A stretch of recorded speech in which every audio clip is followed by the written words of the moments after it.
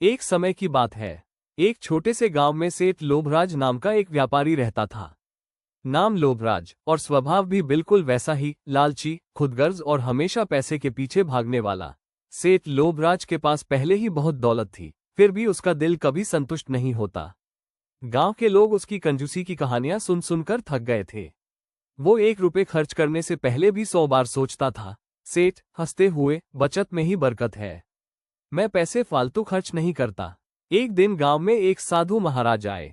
उनके पास एक चमकता हुआ जादुई कटोरा था। साधु, ये कटोरा कभी खाली नहीं होता, जो भी इसमें डालोगे वो 2 गुना होकर लौटेगा। लेकिन शर्त यह है, लालच मत करना। सेठ की आंखों में चमक। 2 गुना मतलब 1 मोती डालो 2 निकले, सोना डालो तो। ओह! लोभराज ने साधु की सेवा करने का नाटक किया। रोज भोजन, आराम और चापलूसी।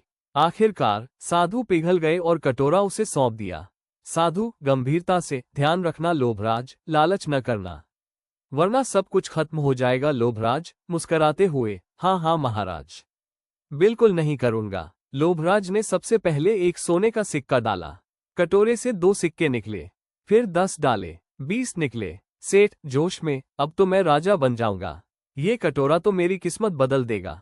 लोभराज का लालच बढ़ता गया। उसने गहने, हीरे, सोना सब डालना शुरू कर दिया। दिन रात कटोरे के पास बैठा रहता, सेठ पागलों की तरह, और 2 और 2 और 2। लेकिन एक दिन उसने कटोरे में बहुत भारी सोने की ईंट डाल दी, और जैसे ही वो इंतजार करने लगा, कटोरे से आवाज आए, लालच की हद हो गई, अब विनाश निश्चित है। अचानक से कटोरे से धुआं निकला, उसकी दुकान हिलने लगी।